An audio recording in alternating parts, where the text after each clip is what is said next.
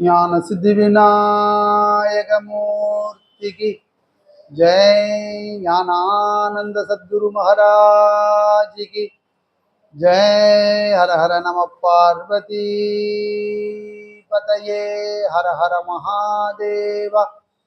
தென்னாடுடைய சிவனே போற்றி, எந்நாட்டவர்க்கும் இறைவா போற்றி. ஆதிபராசக்தி ஜெகன்மாதா கி ஜெய். வெற்றிவேல் முருகனுக்கு அரோஹரா. சுவாமியே சரணமையப்பா. ஜானகி காந்த ஸ்மரணம். ஜெய ஜெய ராம ராம. ஆஞ்சநேய மூர்த்தி கி ஜெய்.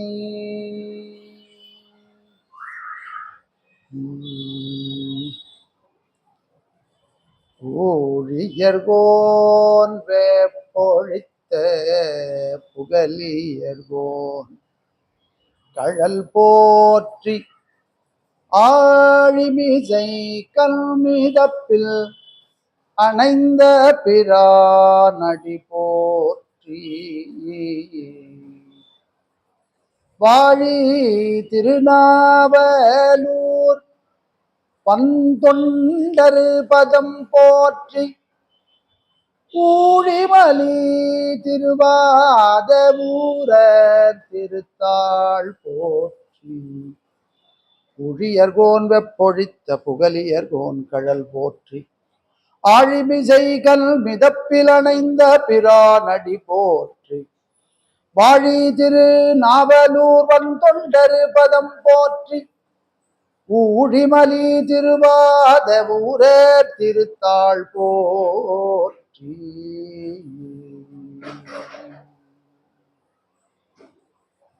தத்துமூதையில் மூன்றும் தழல் எழ முத்துமூரல் முகிழ்த்த நிராமய சித்துமூர்த்திதன் தாளினை சேர் அறு பத்து மூவர் பாதமலர் ஒற்றுவார். சித்துமூர்த்திதன் தாளினை சேர் அறுபத்து மூவர் பாதமலர் ஒற்றுவார்.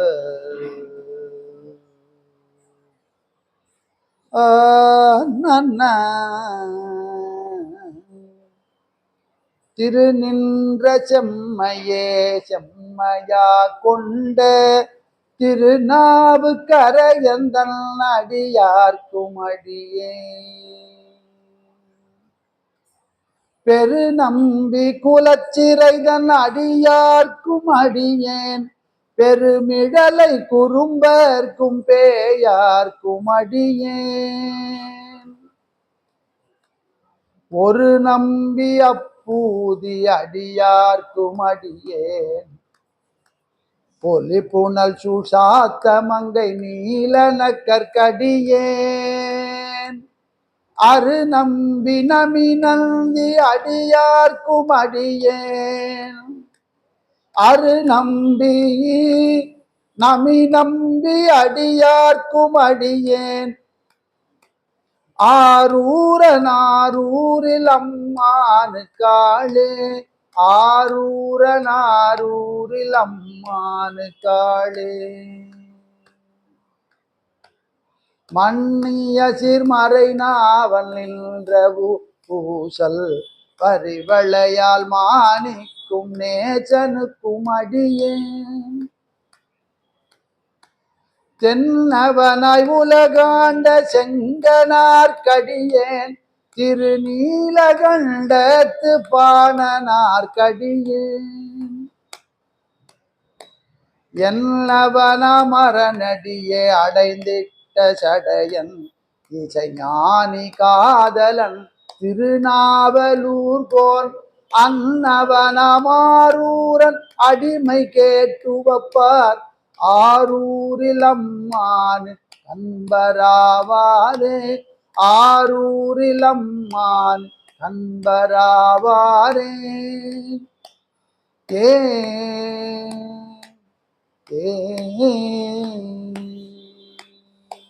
திருச்சிற்றம்பலம். உலகெல்லாம் உணர்ந்து ஓதற்கு அறியவன் நிலவுலாவிய நீர்மலிவேணியன் அழகில் சோதியன் அம்பலத்து ஆடுவான் மலர் சிலம்படி வாழ்த்தி வணங்குவாம். திருச்சிற்றம்பலம்.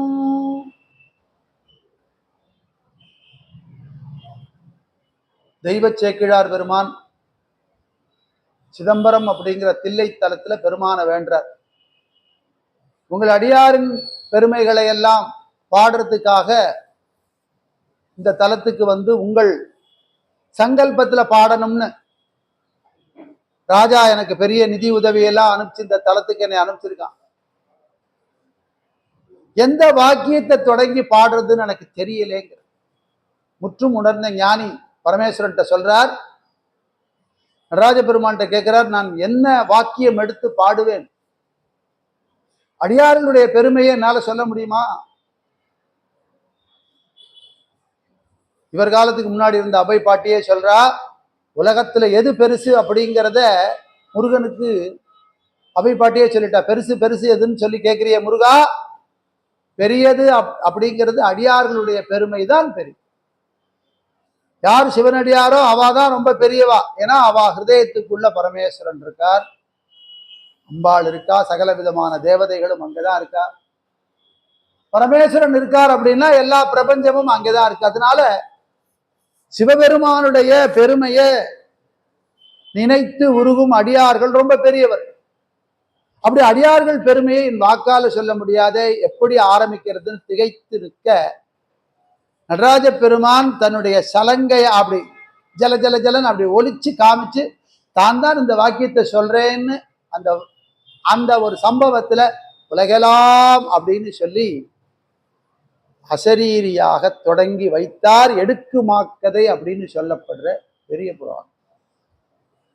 இந்த பெரிய புராணத்துல இந்த உலகெல்லாம் உணர்ந்து ஓதற்கரியவன் நிலவுலாவிய நீர்வலி வேணியன் அழகில் சோதியன் அம்பலத்தாடுவான் மலர் சிலம்படி வாழ்த்தி வணங்குவான் அப்படின்னு எடுத்து கொடுத்து முதல்ல பாடின பாடல்ல மொத்தம் எத்தனை எழுத்துக்கள் இருக்கு அப்படின்னா 63 எழுத்துக்கள். 63 நாயன்மார்களை பத்தி சொல்ல தொடங்கிய பெரிய புராணத்தின் முதல் பாடல்ல இருக்கிற அந்த அக்ஷரங்களை எல்லாம் கூட்டி பார்த்தா 63 வருது.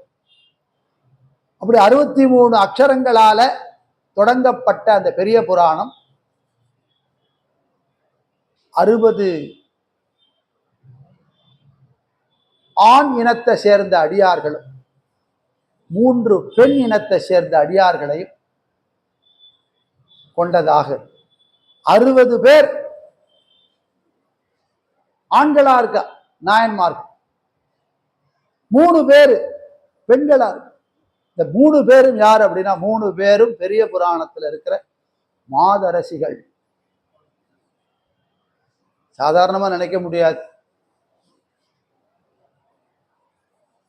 இந்த யாரெல்லாம் பெரியவர்னு அம்மா அபை பாட்டி சொல்லிட்டே முருகனுக்கு சொல்லிட்டே வர்ற போது ஒரு ஆச்சரியமான விஷயத்தை சொல்றா. உலகம் பிரம்மாட்ட இருக்கு. பிரம்மா அந்த உலகத்தை சிருஷ்டி பண்றார். உலகம் பெரியது. உலகம் ஆதிசேஷனுடைய தலைமையில இருக்கிறது, அதனால ஆதிசேஷன் பெரியது. ஆதிசேஷன் பார்க்கடல்ல இருக்கார், அதனால பார்க்கடல் பெரியது.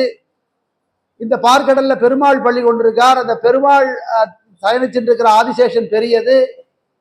இந்த ஆதிசேஷனை தன்னுடைய கையில மோதிரமா போட்டு இருக்கிற அம்பாள் பெரியவள். இந்த அம்பாள் எங்க அப்படின்னா அந்த பரமேஸ்வரனுடைய உடம்புல ஒரு பாகம். அப்படி சமமா பெண்களுக்கு சம உரிமை முதல்ல கொடுத்திருக்காரு. யார் அப்படின்னா பரமேஸ்வரன் தான் கொடுத்திருக்காரு. என் உடம்புல நீ பாதி. அப்போ 6ல் பாதி 3 60 அடியார்கள் அப்படின்னா 60 பேர், அதுல 30 பேர் இருக்கணுமா இல்லையா? ஆனா 63 அடியார்கள்ல இந்த 3 பேரும் இந்த 60 பேர் ஆண் அடியார்களுக்கு சமமா இருக்கு. இப்போ 3 பேரு பெண்ணினத்தை சேர்ந்த நாயன்மார்கள் அப்படின்னு ஒரு தராசுல வச்சா இந்த பக்கம் ஆணினத்தை சேர்ந்தவா 60 பேர் நின்னா தான் சமமாகும். அப்பேற்பட்ட பெருமை வாய்ந்தவாளா இருக்கிற மூவருடைய பெயர் என்ன அப்படிங்கிறத நம்ம சிந்திக்கணும். பரமேஸ்வரனே எங்க அம்மா வரா, என் தாய் அப்படின்னு சொன்ன காரைக்கால் அம்மையார். திருஞான சம்பந்தரை கண்ட உடனே தன்னுடைய ஸ்தனத்துல பால் ஊறுது அப்படின்னு உணர்ச்சி வசப்பட்ட ஞான சம்பந்தரான முருகப்பெருமான தன்னுடைய குழந்தையாக வரித்த சுவாமியாகவும் குழந்தையாகவும் தெய்வ குழந்தையாகவும் வரித்த மங்கையர்க்கரசியார் இரண்டாவது. மூணாவது யார் அப்படின்னா, இந்த பெரிய புராணத்துக்கு தொடக்க நூலாக ஆதி நூலாக இருந்த திருத்தொண்ட தொகை அப்படிங்கிற திருத்தொண்டர் புராணத்தை பாடின தில்லைவாழ்ந்தனர் தம் அடியார்க்கும் அடியேன்னு பாடின சுந்தரமூர்த்தி சுவாமிகளுடைய அம்மா இசைஞானியார். இந்த 3 பேரும் தான் நாயன்மார்களாக பெரிய புராணத்துல இருக்க. இவா அத்தனை பேருக்கும் சமமா இருக்கு. 60 பேர் நாயன்மார்களுக்கு, ஆண் வர்க்கத்தை சேர்ந்த நாயன்மார்களுக்கு இணையாக இந்த 3 பேரும் இருந்து 63ஆக 6 பேர் இந்த பக்கம், 60 பேர் இந்த பக்கம், 3 பேர் இந்த பக்கம், 6 3ன்னு பார்த்தா 6ல பாதி 3ஆக ஒரு அற்புதமான சிந்திக்கிறதுக்கு நம்ம எல்லாம் அப்படி சிந்திச்சு பார்க்கிறோம். 63 அப்படின்னா அதுல 3 பேரு 60 பேரு, அவ்வளவு பெருமை. அப்படியாப்பட்ட பெருமை வாய்ந்த பெண்ணினத்தை சேர்ந்த அடியார்கள் மாதரசிகள். சுவாமியே தன்னை அம்மான்னு கூப்பிட்டா அந்த அம்மாவுக்கு பெருமை எப்பேற்பட்டதா. இதை பத்தி ஒரு அற்புதமான ஒரு பாடல் பின்னாடி அவதாரம் பண்ண நம்பியாண்டார் நம்பி அவர் ஒரு திருத்தொண்டர் வெண்பான்னு பாடுறார். ஒவ்வொரு நாயன்மாருக்கும் ஒரு பாட்டு. என் குருவாய் அம்மை என்ன ஈசர் எமக்கு அம்மை என்றும் அன்புருவாள் காரைக்கால் அம்மைகான் முன்பே உருவு கண்டு எல்லாமை வேண்டும் உருள் பெருத்தேற்கு அச்சாணி அன்னார் உடைத்து. காரைக்கால் அம்மையார் அவதாரம் பண்ணி பேயுருவம் பெற்று பரமேஸ்வரனை பாடி அவனுடைய திருவடி அடைந்தார் அப்படிங்கிறது அவர் சரித்திரம் சொல்றது. மனிதராக பிறந்து பேயுருவம் வேண்டும்னு வேண்டி பேயுருவம் பெற்ற அந்த காரைக்கால் அம்மையார ரொம்ப இழுக்காக இழிவாக நினைச்சிடாதீங்க. பேயினா நமக்கெல்லாம் பயம் இருக்கு, எல்லாருக்கும் ஒரு அச்சம் இருக்கு. இந்த மாதிரி நீங்க நினைக்க வேண்டாம். அவள் யாரு அப்படின்னா, என்புருவாய் அம்மை என்ன ஈசரமைக்கு அம்மையன். பரமேஸ்வரனே அம்மா நீங்க தான் அப்படின்னு கூப்பிட்டவளுக்கு எவ்வளவு பெருமை உண்டு. அப்படி அன்பே உருவமான காரைக்கால் அம்மையார பாருங்கோ. அவ எப்படி இருக்கா அப்படின்னா, தர்மம்ங்கிற உருளும் தேருக்கு எப்படி அச்சாணி ரொம்ப முக்கியமா இருக்குமோ அதுபோல ஒரு இல்லத்துக்கு யார் அச்சாணி அப்படின்னா அந்த வீட்டு அம்மா தான் அச்சாணி. தாய்க்குலம் தான் அந்த வீட்டுக்கு ஒரு அச்சாணியாக இருந்து அந்த தர்மத்தை சிறப்பாக நடத்துறதுக்கு ஏதுவாக எல்லா விஷயத்திலையும் ஏதுவாக இருக்கிறது யார் அப்படின்னா அம்மா தானே. அந்தந்த வீட்டுல இருக்கிற அந்த பெண்ணினத்தை சேர்ந்த இல்லத்து அரசியுடைய பெருமை எப்பேற்பட்டது அப்படின்னா, வீட்டுக்குள்ளேயே இருக்காங்க, வீட்டை விட்டு வெளியில இல்ல, வீட்டுல விட்டு வெளியில வர்றதில்லை, அந்த வீட்டுக்குள்ளேயே இருக்கிற தர்மத்தை எல்லாம் கடைபிடிச்சுட்டு இருக்கிற இந்த அம்மா சாதாரணம்னு நினைக்க வேண்டாம். அந்த அச்சாணி இல்லைன்னா இந்த தேரு உருளாது. தேரு தனியா சக்கரம் தனியா போயிடும்.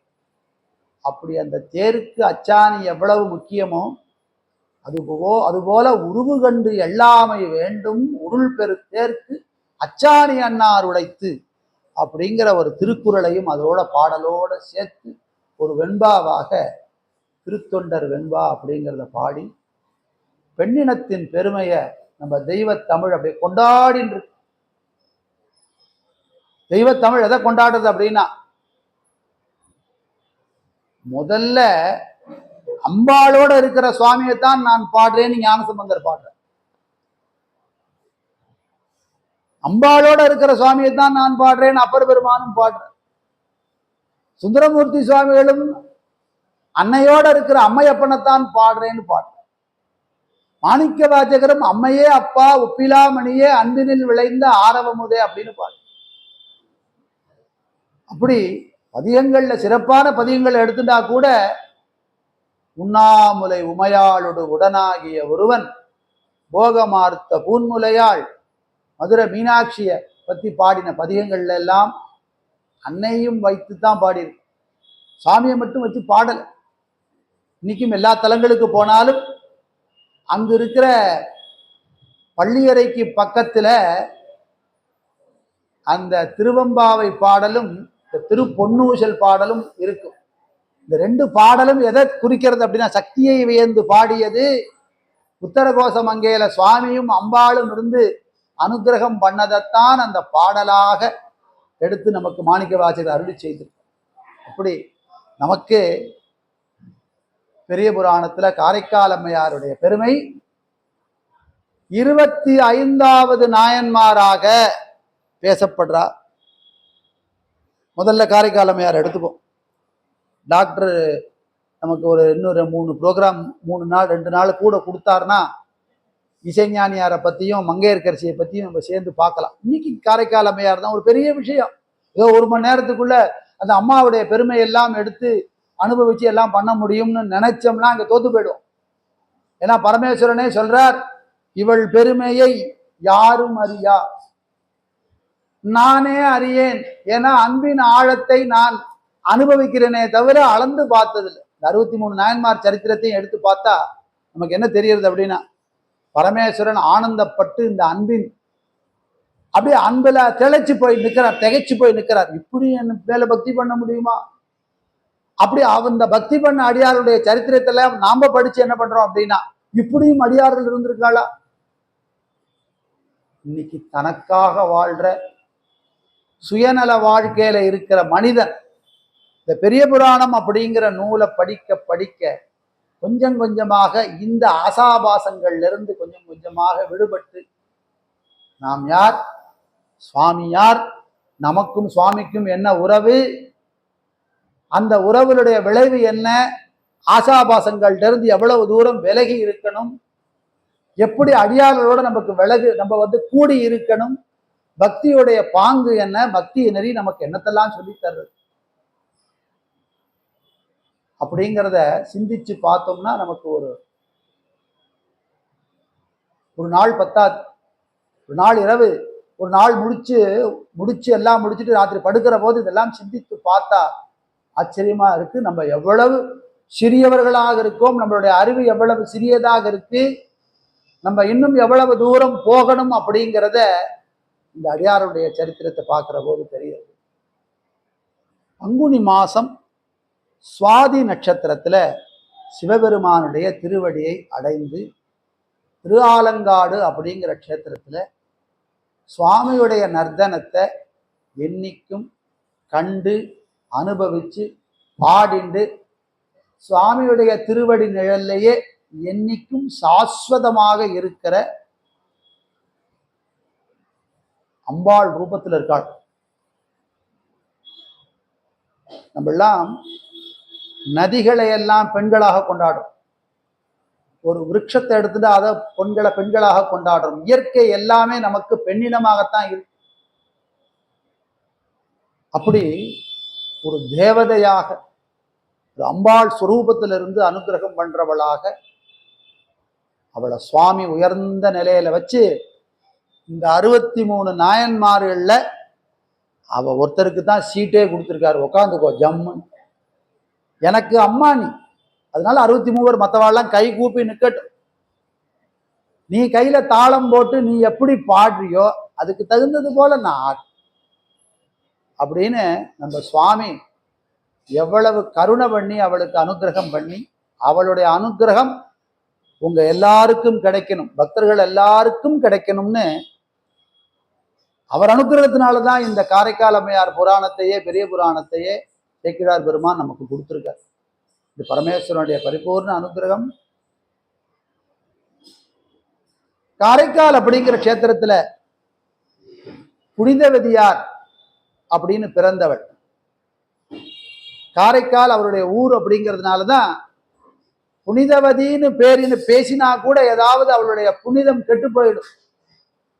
நம்மளாம் நம்மளுடைய வாக்கிலிருந்து எப்பவும் தர்மத்துக்கு கேதுவான வார்த்தைகள் தான் வருதுன்னு சொல்ல முடியாது. வள்ளலார் பெருமான் சொல்றார் முருகன்ட்ட, நம்ம கந்தக்கோட்டை முருகன்ட்ட பிரார்த்தனை பண்றார், எனக்கு சீ தூ போ அப்படிங்கிற வாக்குல வந்துடும். நான் எவ்வளவோ தப்பு பண்ணிட்டேன் முருகா, நீ அனுகிரகம் பண்ணு, அந்த பாவங்கள்ல எல்லாம் நான் மாட்டிக்காம இருக்கணும். மனித பிறவி எடுத்து நான் இப்படிலாம் பேசிட்டேன். அப்படி வாக்குல கூட அந்த அம்மாவுடைய பேர் வரக்கூடாது, அவ ஊரை சொல்லி அந்த பேரை சொல்லலாம். ஊரை சொன்னா பேர். காரைக்கால் அம்மையாருங்கிற பேரு தனதத்தர் அப்படிங்கிற ஒரு பரம சிவனடியார், வணிக குலத்தை சேர்ந்தவர். பரம்பரையாக வியாபாரம் பண்ணி தனம் ஈட்டி அந்த தனத்தை சிவனடியார்கள் கைங்கரியத்துக்கும் சிவத்தொண்டுக்குமே கொடுக்கிற குலம்.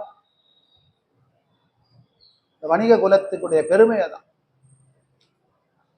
பெரிய புராணத்திலேயே சேக்கிழார் பெருமான் ஒரு இடத்துல சொல்றார், ஏக்கர் கணக்கா நிலத்தை வச்சு விவசாயம் பண்ண அந்த தர்மத்துல இருக்கிற அடியார்களை விட கொஞ்சம் கூட குறைஞ்சவா இல்லை வணிகர்கள். எப்படி அப்படின்னா, அவ ஏக்கர் கணக்கா லேண்டு வச்சிருக்கா, நெல்லை அறுத்து அரிசியாக்கி குடவுன்ல வச்சிருவா. இதையெல்லாம் சேமித்து வைத்து பஞ்சகாலம் வரைக்கும் சேமித்து வைத்து அதையெல்லாம் தர்ம நியாயமான விலையில மார்க்கெட்ல கொண்டு போய் விற்கிற தர்மத்தை செய்கிறவா வணிகர் அப்படின்னு சொல்றார். ஒருத்தர் அதை பயிர் பண்ணிடுறார், அது ஒழுங்கா எல்லா உயிர்களுக்கும் போய் சேர்ற தர்மத்துல, எந்த காலத்துல போய் சேர்ற தர்மம். பொருள் நிறைய விளைஞ்சிருச்சுன்னா அதை சேமிச்சு வைக்கணும். பொருள் அறுதியா கிடைக்கிற நேரத்துல அது எல்லாருக்கும் போய் சேர்ற மாதிரி தர்மத்தை செய்கிறவா வணிகர்கள். இது ஏதோ புதுசா சொன்ன ஃபார்முலா இல்லை, இவை எல்லாமே பெரிய புராணத்துல சேக்கிழார் பெருமான் குறிப்பிட்டு. அப்படி இந்த குலத்துடைய பெருமை வளரத்துக்காக அவ பண்ண தபசின் பயனாக புனிதவதியாராக வந்து இருந்தார். இந்த குலத்துடைய பெருமையை சொல்றார், பனி அணிவார் கடலுக்கு அடிமை பழகி வரும் பாங்கு பெற. சர்பத்தையே தம் மேல ஆபரணமாக சூடின சிவபெருமானுடைய திருவடிக்கு பக்தி பண்ற குடும்பம். சிவனடியார்களுடைய குடும்பத்துடைய அவளுடைய அந்த தர்மத்தை பத்தி சொல்றார். சிவபெருமானுடைய திருவடிக்கே தொண்டு செய்கிற குடும்பம். ரிஷபத்து மேல வர்ற சுவாமி பேர்ல மல்கு பெரும் பாராட்டின் வளர்கின்றார் விடையவர் பார். பெரிய புராணத்துல எல்லா பாடலையும் சொல்ல முடியாது. மொத்தம் 66 பாடல் காரைக்கால் அம்மையாரை பத்தி சிறப்பாக சேக்கிழார் பெருமான் பாடியிருக்கார். ஆனா அந்த பாடல்ல எந்தெந்த வாக்கியங்கள்லாம் ரொம்ப சிறப்பா இருக்கோ அந்த வாக்கியத்தை மட்டும் எடுத்துட்டு பார்க்க. ரிஷபத்துல வர்ற எம்பெருமானுடைய திருவடிக்கு பக்தி பண்ணி அதுல கொஞ்சம் கூட குறையாதவர். அந்த குலத்துல பிறந்து வளர்ந்ததுனால தர்மத்தின் வழியில் குழந்தை வளர்க்கப்படுறான். புனிதவதியாக அவதாரம் பண்ணவர்.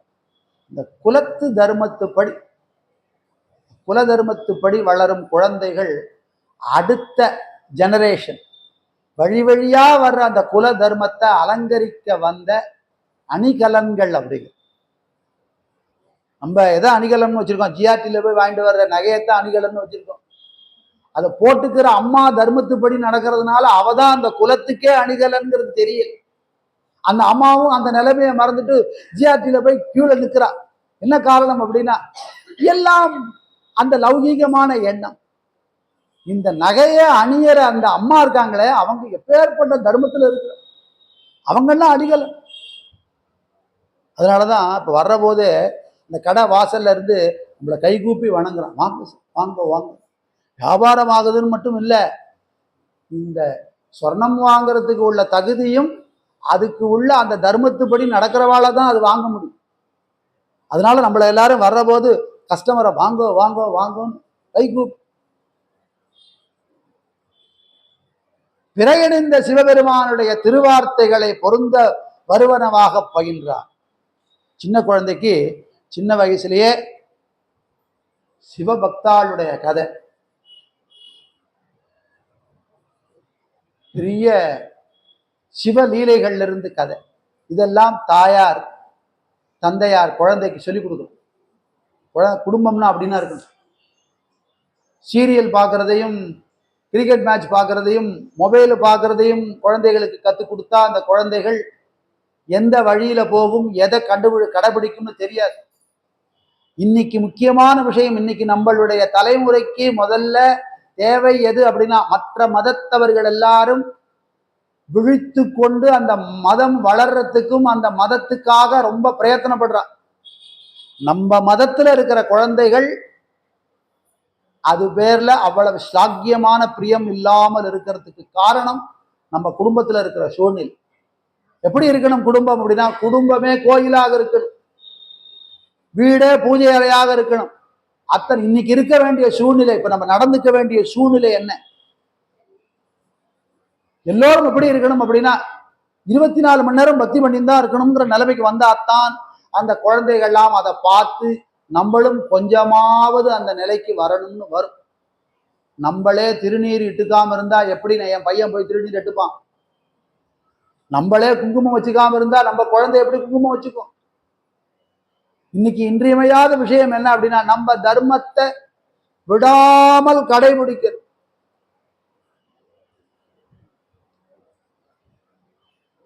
அப்படி வளர்ந்த குழந்தை வெளியிலேயே வந்து வரக்கூடாத பருவம் எழுதினார் அப்படின்னு சொல்ல. அப்படின்னா என்ன அப்படின்னா, ஒரு திருமண பருவத்துக்கு வந்துட்டார். அன்னைக்கு தர்மம் எப்படி இருக்கு அப்படின்னா, இந்த வீட்டுல இந்த குழந்தை இருக்கான்னு எங்களுக்கு தெரியலையே. எங்க அக்ரகாரத்துல எல்லாம் சொல்லுவாங்க, இந்த வீட்டுல ஒரு குழந்தை இருக்கா, இந்த வீட்டுல ஒரு பொன் குழந்தை இருக்கா. ஏன்னா அந்த வீட்டுக்கு வர்றவங்களை யாராவது பொண்ணு கேட்டு வந்தா அதோ பேர்ல இருக்கு, அந்த ஊர்ல இருக்க சொல்லுவாங்க, அந்த வீட்டுல இப்படி ஒரு குழந்தை இருக்கிறது தெரியாது. அப்படி வெளியில வராம வளர்த்த குழந்தைகள் பேர்பட்ட ஒரு மாண்போட சீலத்தோட ஒழுக்கத்தோட இருந்து நல்லவென உறுப்பு நூலவர் உரைக்கும் நலம் நிரம்பி மல்கு பெரு வனப்பு மீக்குற வரும் ஆட்சியினால் இல்லிகவா பருவத்தில் இவர்கள் மரபினு கேட்கும் தொல் குலத்து வணிகர் மகட் பேசுதற்கு தொடங்குவார். வீட்டை விட்டே வெளியில வராத பொண்ணு எங்க வீட்டுக்கு வரணும்னு பெண் கேட்டு வந்தான். தெருவிலே அந்த குழந்தைய பார்க்க முடியாது, அந்த குழந்தை தான் எங்க வீட்டுக்கு வரும். காரைக்கால்ல ஒரு பெரிய தனவந்தர், எல்லா செல்வமும் உடையவர், ஒழுக்கத்தோட ஒரு பெண்ணை வளர்த்து வரார். அவளும் சிவபக்தியோட இருக்கா, எல்லா விஷயமும் தெரிஞ்சிருக்கு அவளுக்கு. அவள் நம்ம வீட்டுக்கு மகாலட்சுமியா வரணும்னு அத்தனை பேர் வர. நாகப்பட்டினத்துல இருந்து நிதிபதி அப்படின்னு ஒரு தனவந்தர், அவருடைய புள்ள பரமதத்தன்னு அவனுக்கு பொன் பேசுறதுக்காக வந்து நாகப்பட்டினத்துல இருந்து குலத்துல யாரு பொண்ணு கேட்டு வருவா அப்படின்னா, லெட்டர் போட்டெல்லாம் அனுப்ப மாட்டா. ஒரு குலத்துல இருக்கிற ஒரு பெரியவர் வருவார் வீட்டுக்கு, மதிக்கத்தக்கவர் வருவார். வந்தா கை கூப்பி வணங்கி நமஸ்காரம், வாங்க உள்ள வாங்க உட்காருங்க அப்படின்னு கை கூப்பி வணங்குற அளவுக்கு மரியாதை உடையவர் வந்துதான் அந்த பெண் கேட்பார். அப்படி காரைக்கால் வரைக்கும் வந்து இந்த வீட்டுல இந்த பெண் இருக்காங்கிறத, இந்த தனதத்தருடைய வீட்டுல இந்த பெண் இருக்காங்கிறத தெரிஞ்சுட்டு உங்க வீட்டு பெண் இந்த நிதிபதி அப்படிங்கிறவருடைய மருமகளாக இந்த பரமதத்தனுக்கு மனைவியாக திருமணம் செய்து கொடுக்கணும்னு கேட்டு வர, நீ பயந்த பைந்தொடியை நிதிபதி மைந்தன் பரமதத்தனுக்கு முந்தை மரபினேற்கும் முறைமை மனம் புரி. இப்படி இந்த பெரியவர் வந்து கூப்பிடுறார், இந்த மாதிரி பெண் கேட்டு வர. அப்போ அதை ஒத்துண்டாராம். அவளுடைய இந்த குலத்துல அவளுடைய பெருமை எல்லாம் தெரிஞ்சுட்டு இந்த குலத்து பெருமைக்கு இணையான தனத்திலையும் குலத்திலையும் ஒழுக்கத்திலையும் சமமாக இருக்கிற குடும்பம் பேசி வச்சு நிச்சயமாயி அந்த நிதிபதியோட குடும்பத்தினர் அத்தனை பேரும் அந்த திருமணத்துக்கு அங்கிருந்து வந்து ஒரு நல்ல நாள்ல அற்புதமாக காரைக்கால் அம்மையாருக்கும் பரமதத்தனுக்கும் திருமணம் நடந்து ஏறியது அப்படின்னு ஒரு 4 பாடல்ல அழகா சொல்ற. தளிரடி மென் நகை மயிலை தாதவிழ்த்தார் காளைக்கு களிமகிழ் சுற்றம் போற்ற கல்யாணம் செய்தார்கள். மயில் போன்றவள் அவன் காளை போன்றவன் அப்படின்னு சொல்ற போதே மயில் போன்ற பெண்மயில் போன்றவள் அவள் ஆண்மயில் போன்றவன் சொல்லல. இல்ல இவ ஒரு பசு போன்றவன் அவன் காளை போன்றவன் சொல்லல. சொல்ற போதே ஒரு அடையாளம் சொல்லிட்டார். இது வேறு இனம் அது வேறு இனம் அப்படின்னு சொல்லிட்டார். மயில் போன்றவளை காளை போன்றவன் கல்யாணம் பண்ணிட்டான்.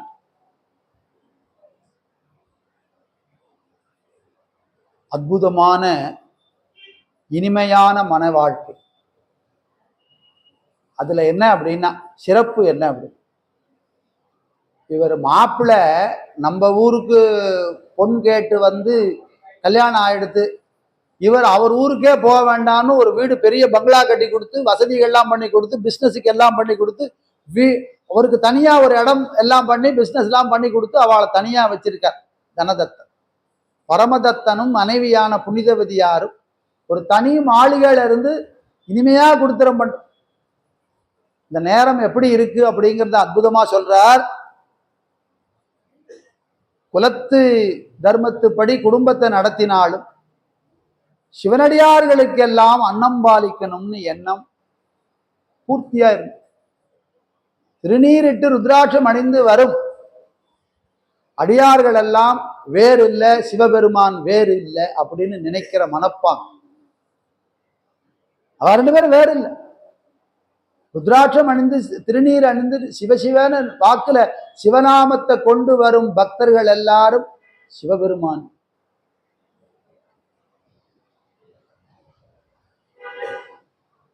அப்படி ஆங்கவன் தன் இல்வாழ்க்கை அருந்துணையாய் அமர்கின்ற பூங்குழலார் அவர்தாம் பொறுவிடையார் திருவடிகீழ் ஓங்கிய அன்புரு காதல் ஒழிவின்றி மிக பெருக நினைந்தார். சிவபெருமானுக்கு தொண்டு செய்யணும். எந்த நிலையில இருந்தாலும் சிவபெருமானுக்கு தொண்டு செய்யணும். கல்யாணம் ஆகிறதுக்கு முன்னாடி தகப்பனார் வீட்டில் இருக்கிற போது அது விதமான ஒரு தொண்டு. கல்யாணம் பண்ணி அங்க போயாச்சுன்னா அங்க சில உரிமைகள் உண்டு. இந்த தர்மம் என்ன தர்மம் அப்படின்னா, இல்லறத்துல புருஷனுக்கு சமைச்சு கொடுத்து அவனுடைய விருப்பத்துப்படி இருக்கிற அந்த வாழ்க்கை. அப்புறம் என்ன அப்படின்னா அவளுக்குன்னு ஒரு சுய தர்மம் உண்டு. தான தர்மங்கள்ல ஈடுபடு, புண்ணிய காரியங்கள்ல ஈடுபடு. எவ்வளவு செல்வம் வந்தாலும் அதுல ஒரு பாகத்தை எடுத்து சிவனடியார்களுக்கு அன்னம் பாலிக்கிறதுக்கு கொடுக்கிறது அப்படிங்கிறது ஒரு தர்மம். நம்பர் அடியார் அணைந்தால் நல்ல திரு அமுது அளித்தும். மயிலாப்பூர்ல ஒரு சாம்பல்ல இருந்து எரிந்த சாம்பல்ல இருந்து அங்கம்பூம்பாவை அப்படி திருஞான சம்பந்தர் தேவாரம் பாட அப்படி எழுந்தாள் அப்படின்னு பெரிய புராணத்துல குறிப்பு. என்ன சொல்லி எழுப்பினார் அப்படின்னா, மண்ணில் பிறந்தார் பெரும் பயன் மதிசூடும் அன்னலார்தம் அடியவர்க்கு அமுது செய்வித்தல் கண்ணினார் அவர்தம் நல் விழா பொலிவு கண்டு ஆறுதல் உண்மையாமெனில் உலகவர் முன் வருக என உரைத்தார். மண்ணில் பிறந்தவர்கள், இந்த பூமியில பிறந்தவாளுக்கு 2 பாக்கியம் உண்டு. அதுல ஒரு பாக்கியம் என்ன, அடியார்கள் எல்லாம் கூப்பிட்டு அவளுக்கெல்லாம் மாகேஸ்வர பூஜை. பசின்னு வந்து நிற்கிற சிவனடியார்களுடைய பசியை போக்குறது.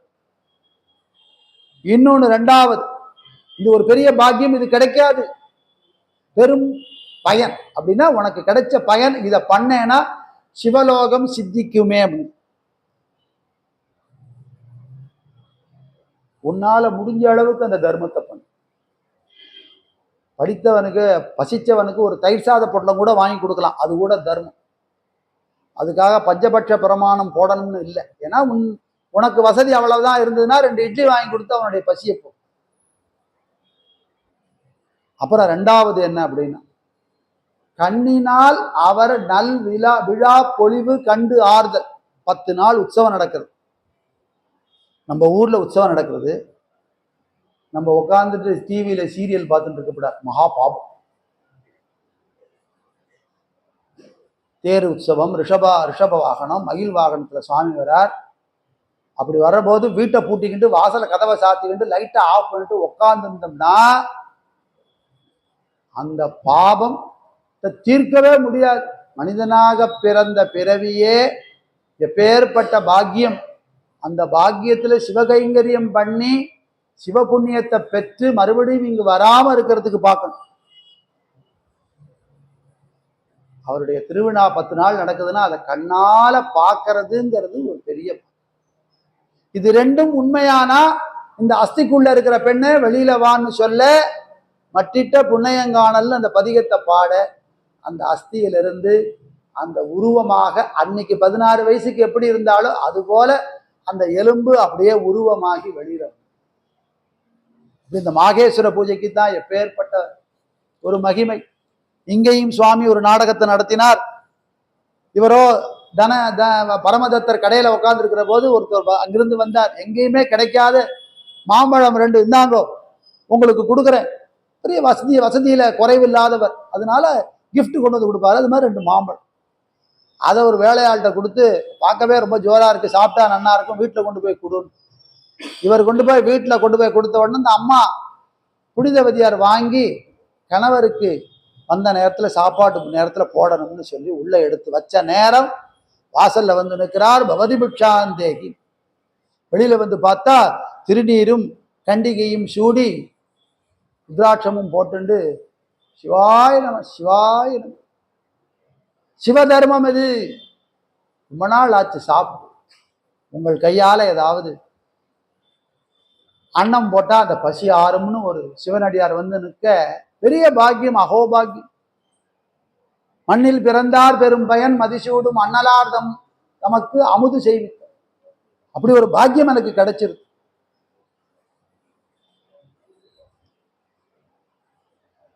பண அரவம் புனைந்தருளும் பரமனார் திருத்தொண்டர் உணவின் மிகு வேட்கையினால் ஒருவர் மனை புகுந்தார். பசியோட வந்தார் அப்படிங்கிறத அழகா சொல்றார். இவ ஒரு பெரிய சங்கல்பம் எடுத்துட்டு இருக்கா இல்லையா, ஆரம்பத்துல இருந்து.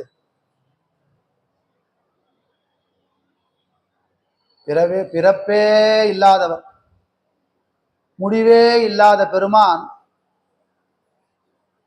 தந்தையுமிலி தாயுமிலி தந்தையுமிலி தான் தனியன் காணேடின்னு அப்படி பெருமையுடைய சிவபெருமான் அம்மான்னு கூப்பிட போறார். அவருடைய மனசு எப்பேற்பட்டதா இருக்கு. மிருது சபாகிய நவநீதன்னு சொல்லுவா அபங்கத்துல. ஒருத்தருடைய அடியாருடைய மனசு எப்படி இருக்கும் அப்படின்னா வெண்ணெய் மாதிரி இருக்கு. நவநீதம்னா வெண்ணெய். மிருதுவா அப்படி இருந்தால்தான் அந்த இறை நிலையை அடைய முடியும். பசித்து ஒருத்தர் வந்தா உடனே கூப்பிட்டு கால் அலம்பி அவருக்கு ஒரு சிவனடியாருக்கு என்ன ஆராதனை பண்ணனதோ அதெல்லாம் பண்ணி அர்க்கிய பாத்திய தீர்த்தங்கள்லாம் கொடுத்து அவருக்கு ஆசனம் கொடுத்து அவரை அமரச் செய்து அவருக்கு பாத பூஜை பண்ணி கொஞ்ச நேரம் இருந்தோம் ஆகாரத்தை ரெடி பண்ணு. பசியோட வந்தவருக்கு மத்தியானம் வரைக்கும் பொறுங்கோன்னு சொல்லக்கூடாது. சாதம் அடிச்சு வச்சிருக்கா மகா நைவேத்தியம். நம்ம வீட்டுல பண்ணி சாப்பிடுறது அப்படிங்கிறதே இல்லாம போயிடுதுன்னு. இது ஸ்விக்கி சொமேட்டோ தான் ஆயிடுதுன்னு. ஏன் நம்ம வீட்டுல பண்ணணும்? வீட்டுல பண்ண சாப்பாடை சாப்பிட்டா நம்மளுடைய மனோபாவம் எப்படி இருக்கும்? நம்ம அம்மா நம்ம வீட்டுல இருக்கிற இல்லத்தரசி நமக்கு பிரீதியாக பகவானுக்கு நிவேதனம் பண்றதுக்காக நம்ம பசியை போக்குறா. ஆனா அவளுடைய எய்ம் எப்படி இருக்குன்னா முதல்ல சுவாமிக்கு நைவேத்தியம் பண்ணி உங்களுக்கு சாப்பாடு. அப்படி சுவாமிக்கு நைவேத்தியம் பண்ணதுக்கு அப்புறம் உங்களுக்கு சாப்பாடுன்னா அது நிவேதனமானதுக்கு அப்புறம் பிரசாதம் ஆயிடும். அதை சாப்பிட்ட பாவம் எப்படி இருக்கும் அப்படின்னா, அந்த அம்மாவுடைய பாவம் மாதிரி கடையில வாங்குற சாப்பாட்டுடைய பாவம் இருக்குமா? பண்றது யாருன்னு தெரியுமா? இந்த அம்மா எப்படி பண்றா? பகவான் நாமாவை சொல்லி பண்றா. அவ குலதெய்வத்தை நினைச்சு செய்யறா. அந்த வீட்டுல இருக்கிற பித்ருக்களுடைய பேரை சொல்லி செய்யறா. சமைக்கிறதுக்கு ஒரு பாங்கு உண்டு, ஒவ்வொரு குலத்துக்கும் ஒவ்வொரு பாங்கு. அடுப்புல கொலையில அரிசி போடுறது கூட பகவான் நாமாவை சொல்லி குலதெய்வத்தை நினைச்சு போடணும்னு இருக்கு. அப்படி பண்ற சமையலுங்கிறது என்ன சாதாரணமான விஷயமா? அது ஒரு பூஜை. ஆண்களுக்கு தான் சிவ பூஜை பண்றதுக்கு உரிமை இருக்கு, பெண்களுக்கு உண்டான எல்லாரும் போர்க்கொடி போட்டு நிற்கிறாள். நீங்க சமைச்சு பரமேஸ்வரனுக்கு சாப்பாடு போடுற, இதை விட யார் செய்ய முடியும்? நீங்க தீட்சையை எடுத்துட்டு சிவ பூஜை பண்ணணுங்கிறது இல்ல. நீங்க இல்லத்தரசியாக சமயக்கட்டுல அந்த சமைக்கிற போது இறைவனுடைய நாமத்தை சொல்லி இறை சிந்தனையோடு சமைக்கிற உணவு என்னவாருது அப்படின்னா அது பரமேஸ்வரனுக்கு நிவேதனம் ஆயிடுது. அதை விட பெரிய சேவை என்ன வேணும்? உங்களுடைய சேவையும் உங்களுடைய அந்த தொண்டும் ஆண்களுடைய சேவைக்கு ஒரு இம்மி கூட கம்மி கிடையாது, அதை விட ஜாஸ்தி. அப்படி பெருமை வாய்ந்த சமையல் இந்த உள்ள அந்த உக்ரான அறையில சமைக்கிறது அப்படிங்கிறது ஒரு பெரிய தர்மம். அது ஒரு குடும்ப சக்கரத்தை சுழற்றி வைக்கிறது. குடும்பத்தை தர்ம நெறியில இருந்து அந்த தர்மத்தை நிற்காம நடத்துறது எது அப்படின்னா இந்த சமயக்கட்டில் நீங்க பண்ற சமையல், அந்த சாப்பாடு. அப்படி அந்த அம்மா அந்த தர்மத்தோட இருந்த காய்கறியெல்லாம் வாங்கி சமைக்கல, சாதம் மட்டும் வடிச்சிருக்கா. உடனே தோணித்து, இவர் பசியோட இருக்கார், இவருக்கு முதல்ல அன்னம்பாலை பரிகலம் தட்டுன்னு சொல்லப்படாது, அதுக்கு என்ன சொல்ல, பரிகலம் இலை போட்டு அவரை உட்கார சாதம் போட்டா, ஏதோ பருப்பு இருந்தது அதை போட்டா, தொட்டுக்கிறதுக்கு என்ன வேணும்னா 2 மாம்பழம் வந்திருக்கு, அதுல ஒரு மாம்பழம் இலையில பருப்பு சாதம் மாம்பழம். அந்த வயசானவர் ரொம்ப ஜோரா சாப்பிட்டார். வந்தது யாருன்னா சாட்சாத் பரமேஸ்வரன் தான் வந்து. இன்னைக்கும் மாங்கனி திருவிழா காரைக்கால்ல வைகாசி மாசம் நல்லா எல்லா விதமான மாம்பழமும் வந்து ஜோரா மார்க்கெட்ல இருக்கிற போது நடக்கிற திருவிழா. சீசனல் ஃப்ரூட் இல்லையா, எல்லா காலத்திலையும் இருக்காது. அப்படி இறப்பாலாம். இந்த டிவியில தான் பார்த்துருக்கோம், இன்னும் நேராக போய் பார்க்கறதுக்கு உள்ள பாக்கியம் கிடைக்கல. அப்படி தெருவில் அப்படியே மாம்பழத்தை அப்படி இறப்பாள். இன்னைக்கு வந்து அவர் சாப்பிட்டார், பசியாறினார். அந்த அம்மா நமஸ்காரம் பண்ணா, விடை பற்றி கிளம்பு. கொஞ்ச நேரத்தில் மத்தியான நேரம் ஆச்சு, கடையை மதிய உணவு நேரத்துக்கு வந்துட்டார் கணவன். அவர் கைகாலெல்லாம் அலம்பிட்டு உணவு எடுத்துக்கிற நேரம் எல்லாம் சமைச்சு வச்சிருக்கார். சாப்பிட்டுட்டே இருக்கிறவர் கேட்டால், மத்தியானம் 2 பழம் மாம்பழம் கொடுத்து விட்டேனே, அதில் ஒரு பழம் ஒரு பழம் இருக்கு, அதை கொண்டு வந்து போட்டா சாப்பிட்டேன். 2 பழம்ல கொடுத்துருக்கேன், இந்த பழம் 100 பழமும் இது போல இனிப்பா இருக்கும், அந்த பழத்தை கொண்டு வான்னு சொல்ல, 200 பழம் எங்க இருக்கு?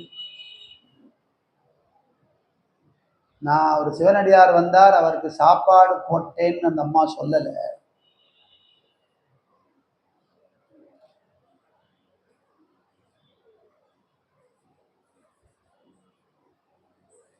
இணையதொரு பழம் இன்னும் உளது, அதனை இடுக அப்படின்னு சொன்னார். இவ என்ன பண்ணா அப்படின்னா, கணவருக்கு இன்னொரு பழம் வேணும், அது அவர் கொடுத்து விட்ட பழம், அது சிவனடியார் சாப்பிட்டார். நேர உள்ள போனா, நினைந்துற்ற விடத்து உதவும் விடையவர் தாள் நினைத்தாள். ஆபத்காலத்துல யாரு வந்து தோன்றா துணையாக இருந்து உதவுவாரோ அப்படியாப்பட்ட சிவபெருமானுடைய திருவடி தாமரைகளை நினைத்தார். அப்போ கைமருந்து வந்திருந்தது அதிமதுர கனி ஒன்று, கையில வந்து பொத்துன்னு முன்னாடி வந்து விழுந்தது. அதை எடுத்துன்னு போய் தன் கணவருடைய இலையில போட்டார். இந்த மாம்பழம் சாப்பிடுற போதே, இந்த பங்கனப்பள்ளி சாப்பிட்டுட்டே இருக்கிற போது இன்னொரு ஒரு பழம் வரும், சிந்தூரம், ஜவ்வாது. இப்போ வரப்போறதுக்கு சீசன், அதுக்காக காத்துன்னு இருக்கோம். இப்போ அடுத்தாப்புல இப்போ எல்லாம் மாவடு சீசன் தான். மாம்பழம் வரப்போறது இன்னும் ஒரு 2 மாசத்துல. அதுக்கப்புறம் இந்த கடைசியில ஒன்று வரும், அதுக்கு பேர் ஒன்று உண்டு, அது உருண்டையா இருக்கும். அந்த பழம் இப்போ இதுல எல்லாம் சாப்பிட்டுட்டே இருக்கிறபோது நமக்கே அந்த சீசன்ல தெரிஞ்சிடும், இந்த பல்புடைய டேஸ்ட் இப்படி இருக்கிறதுனால இது இந்த பழம் தான் அப்படிங்கிறது நமக்கு தெரிஞ்சிடும். அப்படி அவர் என்ன பண்ணார் அப்படின்னா, முதல்ல ஒரு பழத்தை முள்ளா சாப்பிட்டுட்டு கொட்டை வரைக்கும் சாப்பிட்டுட்டு வச்சிருக்காரு. 2வது பழத்தை சுவைக்கிற போது அவருக்கு இனம் புரியாத ஒரு ஆனந்தம் ஏற்பட்டு, உற்ற சுவை அமுதினும் மேற்படவுளதாகிட இதுதான் முற்றருமாங்கனி என்று மூவுலகில் பெறற்கரிதல் பெற்றது வேறெங்கு. 2ம் ஒரே ஜாதி தான் கொடுத்து விட்டேன். ஆனா ஒண்ணு முதல்ல சாப்பிட்டது சாதாரண பழம், இதுவோ இது மூவுலகத்திலையும் இல்லாத சுவையை கொடுக்கிறது. இதை கொடுத்தவர் அவர்னா.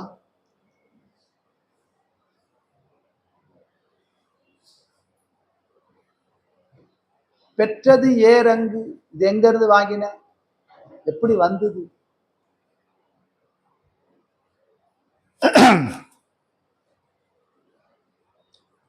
புருஷன் கேட்கிற போது பொய் சொல்லப்படாது இல்லையா, அதை சொல்றார் அந்த தர்மத்தை.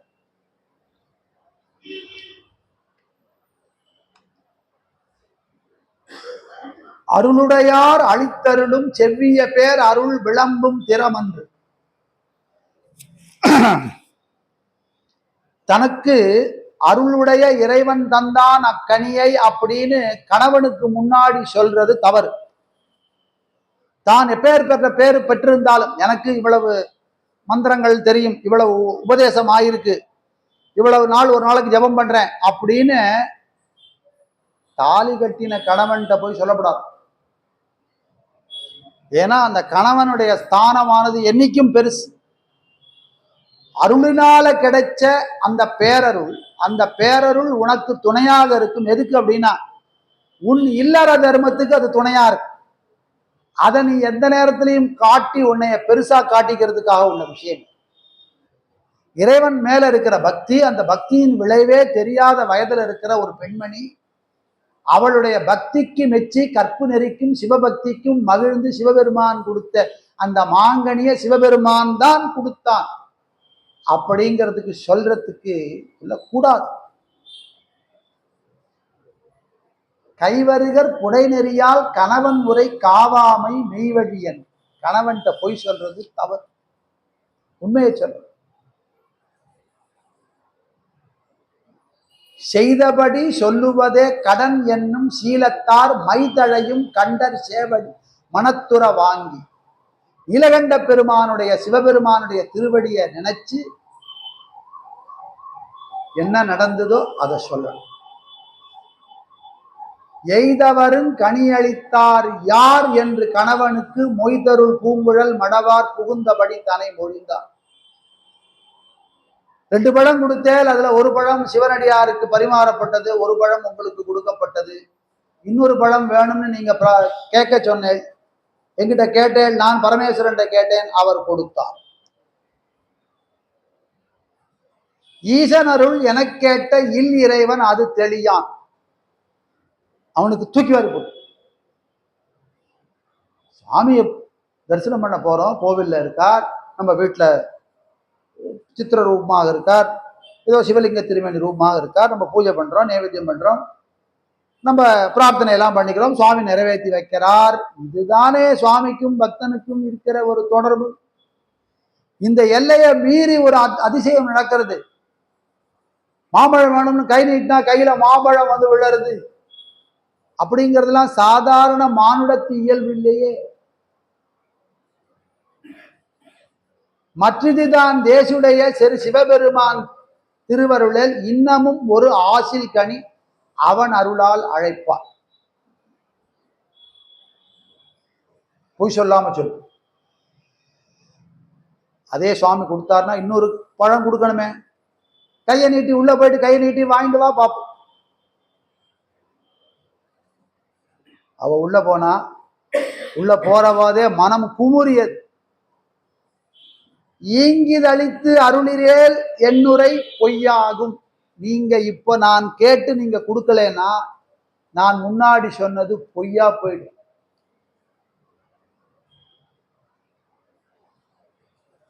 நீங்க இருக்கேள் அப்படிங்கிறதே சந்தேகமா போடும். இறைவன் இருந்தான் கொடுத்தான், இறைவன் இருக்கான் மறுபடியும் கேளு, கொடுக்கலன்னா நீ இல்லைன்னு ஆயிடுமே.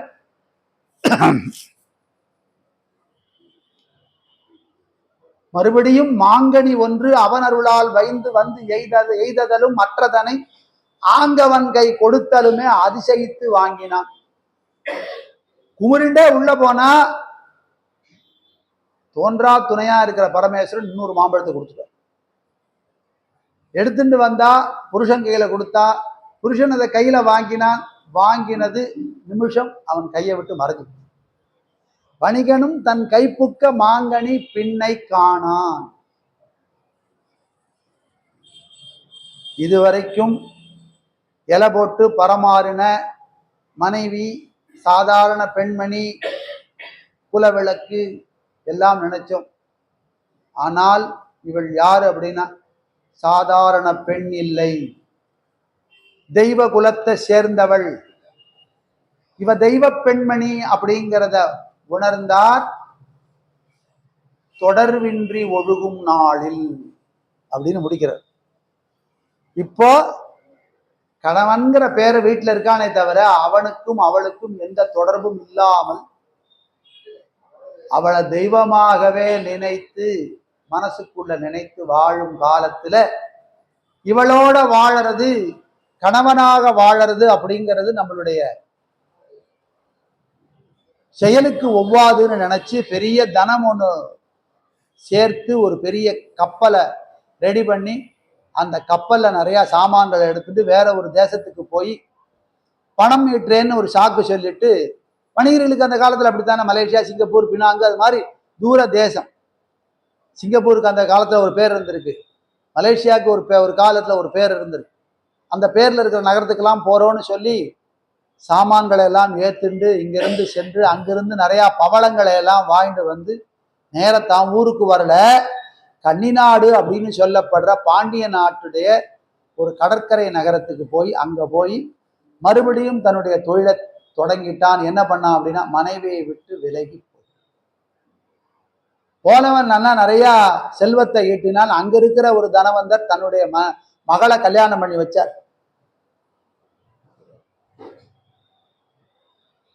இவளை தெய்வமாகவே நினைச்சிட்டு அவளோட வாழ்ந்து ஒரு பெண் குழந்தையை பெற்று அந்த பெண் குழந்தைக்கு புனிதவதிங்கிற தன்னுடைய மனைவியுடைய முதல் மனைவியுடைய பேரையே வச்சு அவளை வளர்த்துக்கிற நேரத்துல இப்படி ஒருத்தன் அந்த ஊர்ல பெரிய செல்வம் மீட்டிட்டான். யாருக்கும் கிடைக்காத செல்வம் அவனுக்கு மீட்டியாச்சுங்கிறது பேரெல்லாம் வரும் இல்லையா. அந்த காலத்துல ஒரு நகரத்துல ஒருத்தர் பெரியவரா இருக்காருன்னா இன்னொரு நகரத்துல அதை பத்தி தெரியும். இங்க இருந்த தனதத்தன் பரமதத்தன் தான் அங்க போய் ஒரு பெரிய டிபார்ட்மெண்டல் ஸ்டோர் ஆரம்பிச்சுட்டார், பெரிய வியாபாரம் நடக்குது அப்படிங்கிறத தெரிஞ்சுட்ட இந்த ஊர்ல இருக்கிற பெரியவர்களா என்ன பண்ணா அப்படின்னா, பொண்டாட்டி விட்டு அவன் அங்க இருக்கானே, இந்த பொண்டாட்டி கொண்டு போய் அங்க போய் சேர்க்கும் அப்படின்னு ஒரு நல்ல எண்ணத்தோட ஒரு பல்லக்கில் அவளை உக்காத்தி வச்சு ஆளை வச்சுண்டு, பெரிய தனவந்தர் குடும்பம் இல்லையா, அதெல்லாம் ஒரு பெரிய விஷயம்.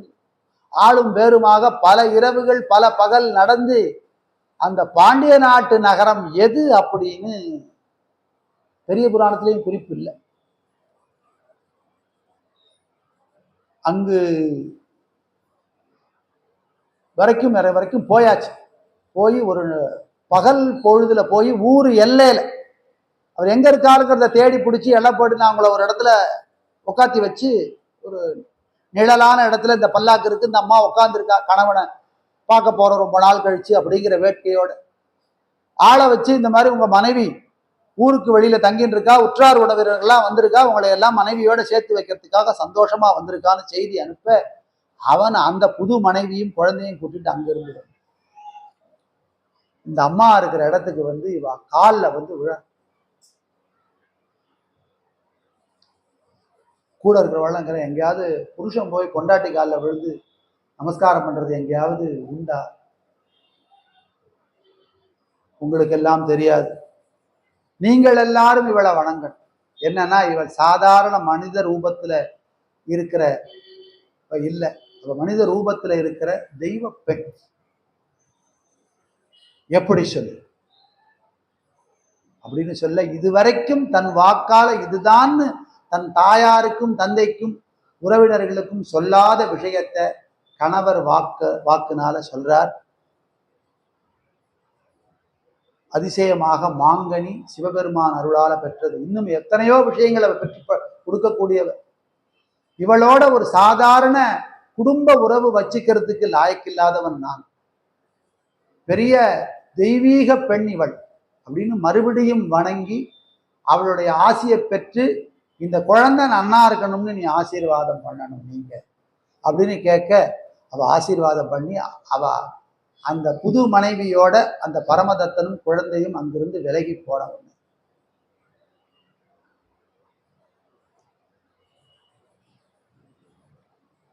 கொஞ்ச நேரம் அமைதியா இருந்தது எல்லாம்.